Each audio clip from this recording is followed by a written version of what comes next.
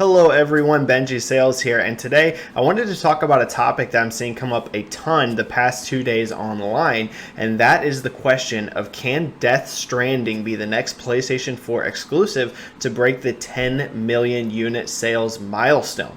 Now 10 million may seem like kind of a random or arbitrary number to pick, but I think it's being brought up a lot for a couple reasons. First of all, there is examples of PlayStation 4 exclusives that have broken this milestone, right? It's only been a few, but the biggest, most, successful PS4 exclusives have been able to do this.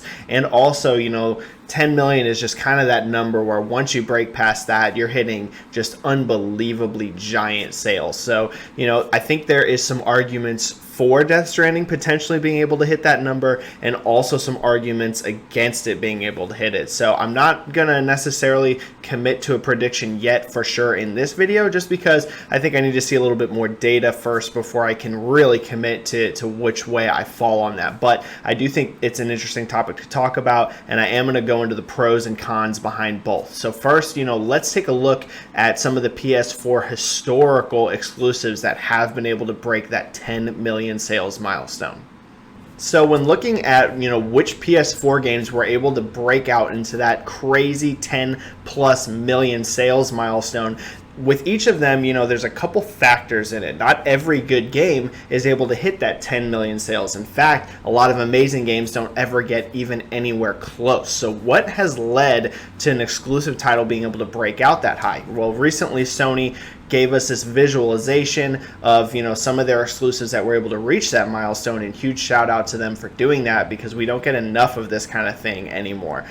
In regards to God of War and Uncharted 4, they both broke the 10 million sales milestone. Uncharted 4 is far past that, and they're both entries in established franchises. Right now, this doesn't by any means mean that either one was guaranteed to hit 10 million sales, but if you look at God of War 3 in the visualization as well as Uncharted 3, they were both massive sellers anyways. So while neither of those broke 10 million, they also weren't crazy far from it. So Uncharted 4 and God of War PS4 being so good, such high quality, coupled with the massive install base for the PS4, really helped them break that 10 million unit, right? Neither of these were new IPs. Neither one of these were, kind of a risk in terms of, now bear with me, in terms of being like, who knows how this is going to perform.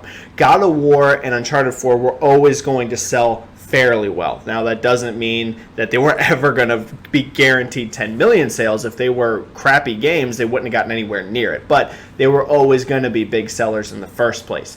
In regards to The Last of Us, that had the built-in fan base from Naughty Dog, from their history with Uncharted. It was in a genre, that's super popular, that post-apocalyptic zombie survival type, genre. We see a lot of games that are huge sellers in that category. Days Gone that came out this year, while Sony hasn't provided global sales, from what we've seen in the US NPD and the UK and Japan, it's selling very, very well. So that's another example of a game in that genre that is. So, definitely it's hugely impressive The Last of Us did that. Regardless, it's a brand new IP, but there were obviously some factors that definitely helped it get there. Part of which was it being released on the PS3 first and having a huge reception there. So a lot of people repurchased it for the PS4 because that came out pretty early when there wasn't near as many games for the PS4, as well as, PlayStation 4 sold to a lot of people that never owned a PS3. So all that hype from the PS3 version that they never got to play, they bought it on the PS4. Now, one other game I want to bring up on this list is Spider-Man PS4, because that game, the last we heard, was at not over 9 million units in January. So it is 100% either already past 10 million global sales or about to be. So I'm going to include it on this list because it's a guaranteed 10 million seller as well. And in regards to Spider-Man, that is Spider-Man. It's a massive global IP. It's about as huge of a brand as you can get. So that alone helped it a ton. The MCU has really helped lift all the superhero interest, globally, worldwide. Now, obviously, Spider-Man games have been hugely successful in the past as well, but they haven't performed like this. So, huge shout out to Insomniac and Sony for what they were able to do in regards to marketing on that game. as well as it being super damn good. But, what I mean is, again, we see, it's part of a huge IP, and that is definitely what helped it, get there. So that's some historical context behind 10+ million selling PlayStation 4 exclusives. So now let's look at Death Stranding. First, I'm going to go into the pros, the things that might be able to get it there. Now, the first thing that stands out to me whenever I start thinking about indicators for how Death Stranding is going to perform this November, the first thing that is immediately apparent is that this new trailer that, PlayStation and Kojima just released is performing absurdly. Absolutely mind-blowing metrics, okay? So let's talk about it. The trailer, that was released on the main PlayStation channel is already basically at 6 million views as of the time of this recording and 337,000 likes in 2 days. And that's on one PlayStation channel. If you add up all the major uploads, right, like PlayStation Europe, PlayStation Japan, the Kojima Productions, right, if you add up all the big ones, we're looking at way over 10 million views and hundreds upon hundreds of thousands of likes in 2 days. This makes it the fastest viewed trailer of 2019 for video games. That was just passed actually by Call of Duty Modern Warfare. But that's Call of Duty. Call of Duty will be the best selling game of 2019. But up until the Call of Duty trailer released, it had passed Star Wars Fallen Jedi for the fastest viewed trailer of the year for video games.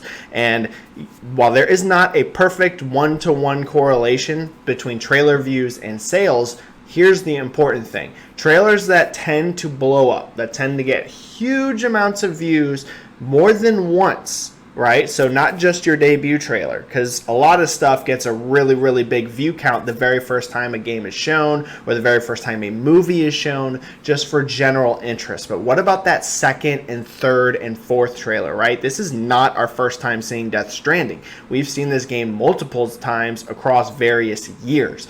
Well, here it is. This is the best performing trailer they've ever released for that. So that means that consumer interest, which was already high, it's just still going. It's still climbing and climbing up to now we're hitting a fever pitch level of interest. Now, the other thing that's really important with trailer views is not just looking at the total amount of views, but also how the engagement metrics are. And 337,000 likes in 2 days is insane. That means not only is someone, taking the time to click on a trailer and watch it and then, just quickly exit out a minute or two into it, it means a hell of a lot of people love this trailer and are taking the time. It might sound weird, the time, it takes 5 seconds to click like. Well, most people that don't watch any videos don't click like. They just watch it and exit out. So the fact that so many people are watching this trailer, so many people are liking this trailer, it's a massive indicator of a huge amount of interest. So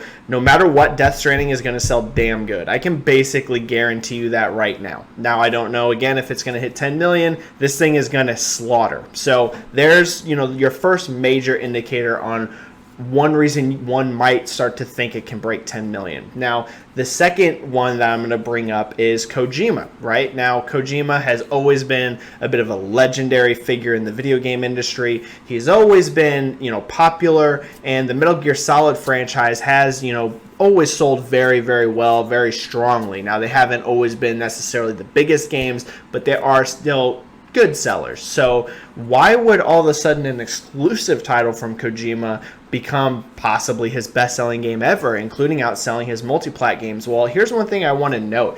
Kojima, in my opinion, has actually only become more famous and more renowned ever since his fallout with Konami. If you look at how much people talk about him, right, and how much, Death Stranding is him getting back at Konami, and this is, all the memes of Kojima Unleashed and Sony trotting him out on E3 stage, right, with lights and the, all the music, and it was an epic moment, right?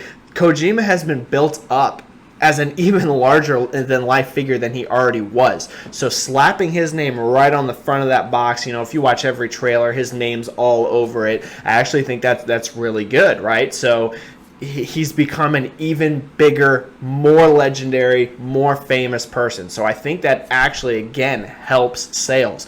Now, the third thing I want to bring up is the casting. And, sometimes using actors and famous people in games can seem kind of, cheap, or like, a bit of a, publicity stunt, but it doesn't feel like that here, right? I don't think almost anyone that watches this trailer thinks, oh man, this just looks like actors trying to cash in a paycheck. They all seem really into it.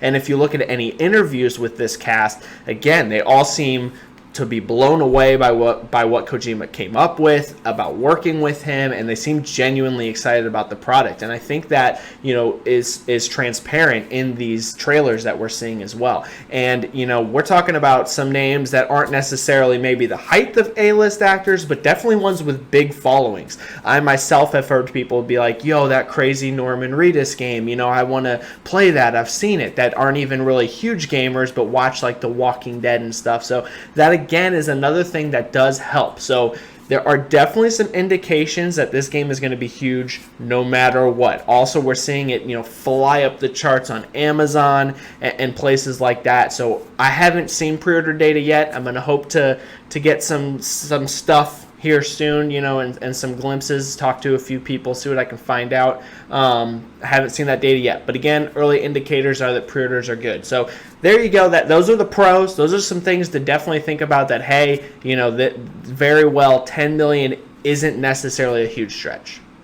Now let's talk about a few things that may, prevent this game from breaking out into that true crazy 10 million sales, milestone. First of all, the game is weird as hell, right? When you watch the trailers, it's very bizarre. There are babies that are strapped to our main characters that they're, communicating with to go to the other side. There are floating ghostly people. There are monsters made out of hands. There are beached whales.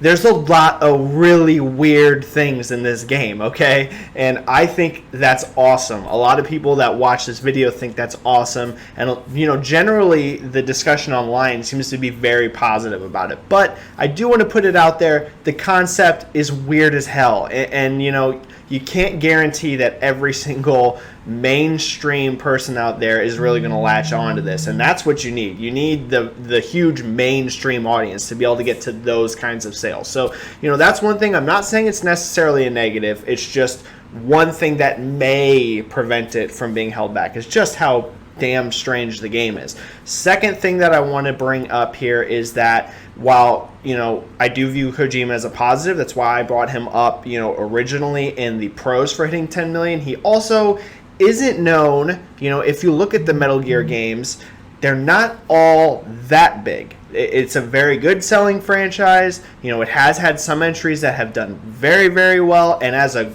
group, right? Like if you lump the whole franchise together, it's enormous, but not necessarily every individual entry is hitting these, 8, 9, 10 million sales. So for him to be able to hit 10 million on one platform, we would be looking at the best performance of his entire career. If he can hit 10 million on a single platform, it's going to be the best he's ever done. So, he doesn't necessarily have that historical precedent of being able to hit those numbers. So, that's just one other thing to bring up there when considering this. And the third thing to bring up is that it is releasing in an incredibly crowded period, right? It's releasing right there alongside Call of Duty Modern Warfare at the end of this year, Star Wars Fallen Jedi, which put up huge, metrics and has Respawn behind them, so, major developer there. It's right smack dab in that holiday season where things can get a little crazy in terms of sales. So I personally do not think that's going to hurt it because Death Stranding is so different, right? It's hard for me to imagine someone sitting there and they're like, man, it's Call of Duty or Death Stranding, one or the other. There is going to be some of that, people that don't have the money to buy both, relatively close to each other. These games are only a couple weeks apart. But the majority of people that are interested in Death Stranding are going to get it, I think. But it is worth, just bringing up. It is releasing during a time of year that is kind of crazy. So, there is that very slim chance that some other major releases could impact it a little bit. The one that has the most potential, I think, to hurt it, if one were, would be Star Wars. Those are both very close.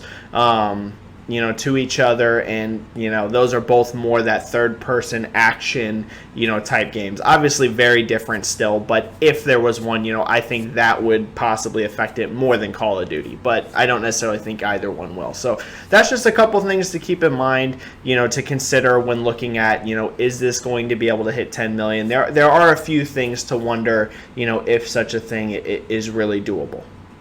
And that is going to wrap it up, everyone. A few reasons to think, Death Stranding might be able to break out and hit 10 million. A few reasons to think, maybe it might not. Let me know what you think down in the comments. Do you think this game is going to be able to do it? I hope it does. I'm always rooting for games to sell incredible. I love to see exclusives performing really huge because, those are the games that really set platforms apart. I always want to see a Nintendo, Microsoft, or PlayStation exclusive really kill it. So I'm definitely rooting for it to get there, but let me know, do you think it's going to get there or not? If you like the video, make sure, of course, to hit like and subscribe. Helps me out, helps the channel out a bunch, and, make sure I keep doing this. And follow me on Twitter if you don't already. I'm at Benji-Sales. I usually talk about sales and the business side of the industry. That's my main interest, but I do talk about, gaming in general as well. As always, thank you so much for watching this video, and I'll see you in the next one.